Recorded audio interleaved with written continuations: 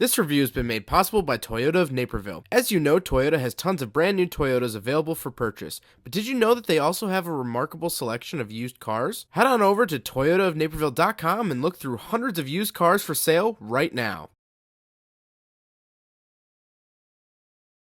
Alright, what's up guys? My name is Zach, and today I am driving a 2006 Scion XA. Up front is a 1.5 liter inline 4, and down below is a 4-speed automatic transmission. Now I'm excited to be driving this here XA because I've made it my personal goal to review as many cars that will never be seen again as I can. So, with Scion going out of business and reintroducing itself just back into the regular Toyota lineup, whenever I see a Scion pop up, I always try to make an effort to drive one just as a preservation of history. You and I remember the Scion XA, but the next generation might not. So that's what this video is for. But before we get on with the rest of the video, if you are interested in helping out the channel, there are some links in the description below for some products that go towards helping the channel. There is a suction cup license plate from Con Plates.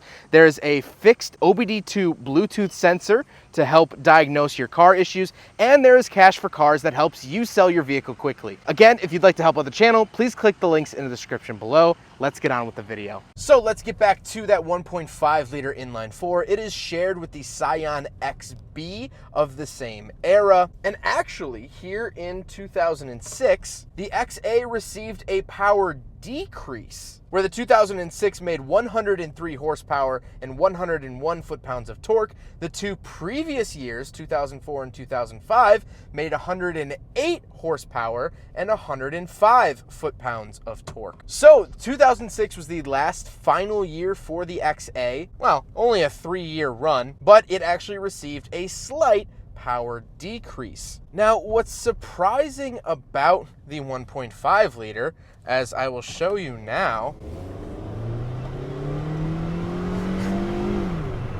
it's a light, buzzy, fun engine. It revs up to 6,500 RPM, and it's actually not as much of a slouch as you might think. Now, this one is automatic, however, you could find XAs in manual. The automatic transmission strangles it, but not as much as you would probably think, so it's actually kind of a fun car to drive. It's fun chucking this car around, and I think, honestly, as time goes on, this might be a fun little track toy. Find one for a couple $100, strip the interior out of it with a manual transmission, upgrade the suspension, and you'll have yourself a good, fun track car. I could see that happening, and it might actually already be happening. And of course, last but not least, the XA is front-wheel drive. Actually handling it here,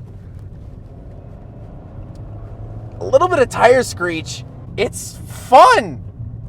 I shouldn't be having fun. So let's talk about the interior. We have a lot of Scion quirkiness up here. Well, in front of me, I don't have anything. The gauges are actually off to the right, which we'll talk about with the center stack. However, directly in front of me, I do have, of course, the steering wheel, which has the volume, skip track, and mode button on it. However, that makes the steering wheel asymmetrical.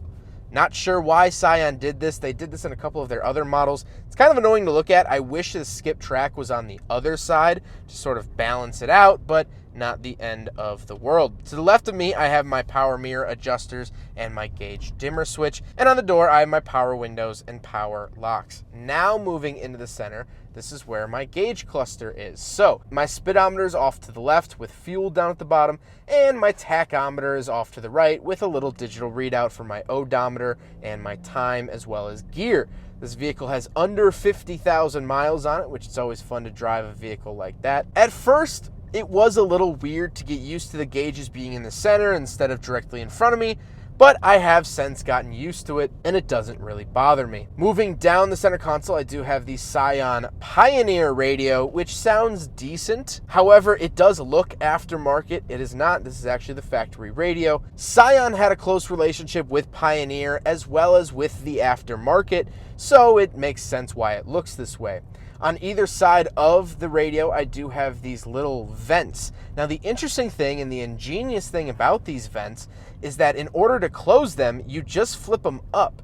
So the reason those are ingenious is because it only requires Scion to manufacture one piece of plastic. It's self-contained. You just roll it up to close it, spin it out to open it. There's no little slider, there's no little button that has to be engineered because every piece of individual plastic has to have a part number. It has to have a separate mold and procedures for removal and replacement. So Scion took something that could have very easily been 3 different parts and made it into one. Pretty smart manufacturing on that end. Moving down the center console, I do have my climate controls. AC is included, as well as I get my temperature settings, my fan speed, and where to send it. Then I get this odd little cubby, which is fine, but the actual front face of it is clear. You can stick whatever you want into the cubby, but you'll be able to see it, which is a little weird. I wish that this was actually opaque so then I could hide my dirtiness, but nope, the Scion puts it fully on display. Then I get an ashtray and 12-volt outlet for my cigarette lighter and an additional little cubby down below. Again, no cover on this, so my messiness is really going to be seen by anyone I let ride shotgun. Moving into the center, I do have 2 cup holders, so we will do a big friggin' bottle test here in the Scion XA, and it fails. It's a small car. I didn't really expect it to pass. Space is money when it comes to these vehicles, and they just couldn't afford the extra space for the cup holder.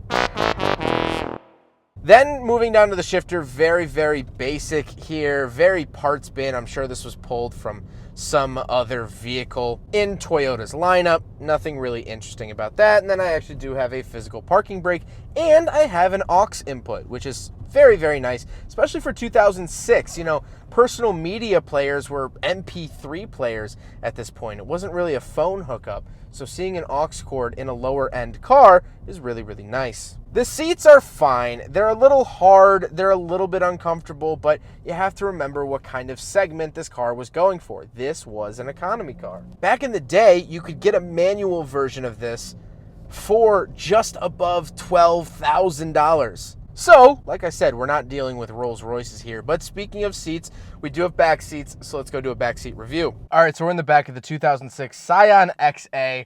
Nothing really to write home about back here. I am smushed a little bit. I guess the driver could move up ever so slightly, but not the end of the world. My knees are smashed, and the seats are kind of hard. They're not very comfortable. I don't get a center console. These are if you need them back seats. I wouldn't really want to submit any of my friends to sitting back here for too long. That being said, it's nice to have a 4-door. You have the capabilities of the back seats, and you can fold these seats down for more cargo space, which let's go talk about.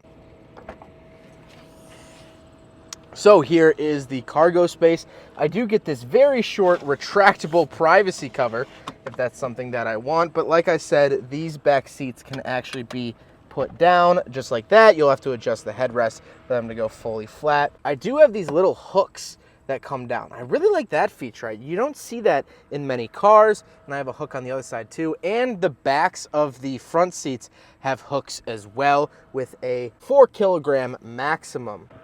I also have this little spare tire well, which the spare tire is actually under there. Some little storage compartments like that. And then you can actually lock it. You can see the little diagram there to actually lock it. So pretty neat there. And like I said, with the seats going down, it's not bad. You know, you could definitely live with this. You could store some stuff in here, but just don't count on it too much like you would a U-Haul. Now we got to talk about the looks, and I kind of like the look of it. I think it looks bubbly and different, and it's definitely something notable. When you see one in a parking lot or driving down the street, it looks different. It looks unique. It doesn't look like everything else, and I appreciate that in a car. I also like this sort of darker red. Again, something nice to see that's not silver, black, or white. And honestly, I think with a nice little livery, some track tires, I think this thing could be really cool. But now let's get to my final thoughts on the Scion XA. Well, like I said, it was only manufactured for 3 model years, 2004, 2005, and 2006, where it was then turned into the XD. This is built off a Scion XB chassis, which is also where it shares the engine, and they made under 100,000 of these for the US. So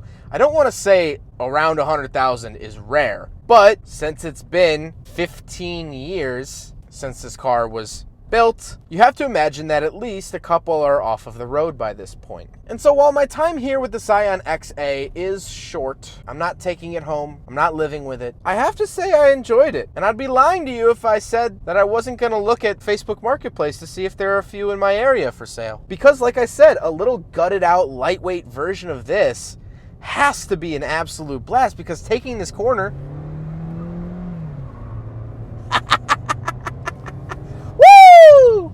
that engine is buzzy, buzzy, buzzy, buzzy like a bee. And it makes me feel like the queen bee, man. It is all about me with this car. It's little, it's light, it's fun, it's cheap. Chuck it into a corner, chuck it into a backpack, and bring it along with. I don't know what it is about this car. I'm having a lot more fun than I would have expected. Maybe that's the reason. Maybe it's because I had such low expectations for this. I thought it was going to be another rebadged Toyota, which in all reality it is, but